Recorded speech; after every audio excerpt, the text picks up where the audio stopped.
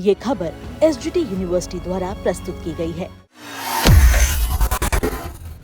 देश भर में पेट्रोल और डीजल की कीमतें बढ़ाने पर कांग्रेस ने मोदी सरकार पर तीखा हमला बोला। दरअसल केंद्र सरकार की ओर से पूरे देश में पेट्रोल और डीजल की कीमतें ₹3.25 बढ़ाए जाने पर कांग्रेस ने इसे जनता पर कोड़े बरसाने के रूप में कहा।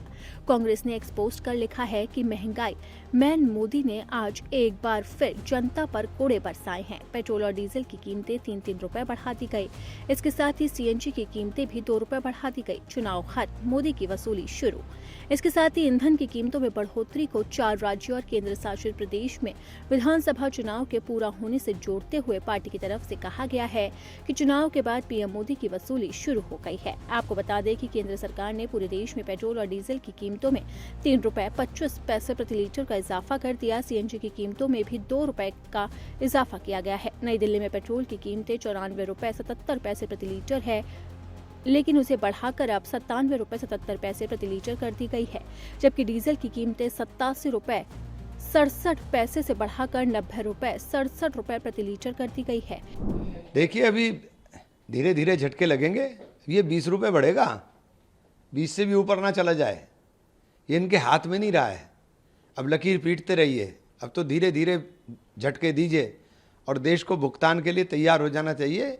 चूँकि देश को भुगतना है, अब सोने के ऊपर, अभी खाने के ऊपर भी आ जाएगा कि रेस्टोरेंट में खाना मत खाओ चूँकि गैस नहीं मिल रही है, ट्रैवल मत करो। खुद ट्रैवलिंग में इनकी कमी नहीं होगी।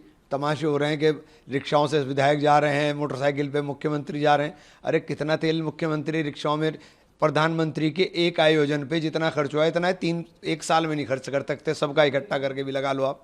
प्रधानमंत्री के एक आयोजन पे जो भी इन्होंने गुजरात में किया, 3 लाख लीटर तेल खर्च हुआ था।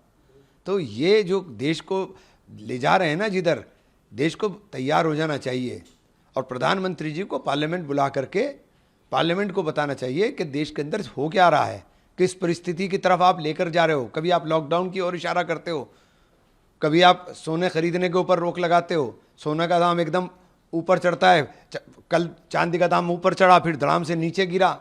आप कहाँ क्या करना चाह रहे हो, कहाँ खड़ा करना चाह रहे हो, कुछ समझ में नहीं आ रहा है। ये ऐसे समय में हुआ है जब दुनिया पश्चिम एशिया संघर्ष के बीच में ऊर्जा संकट का सामना कर रही है और ईंधन बचाने की अपील की जा रही है।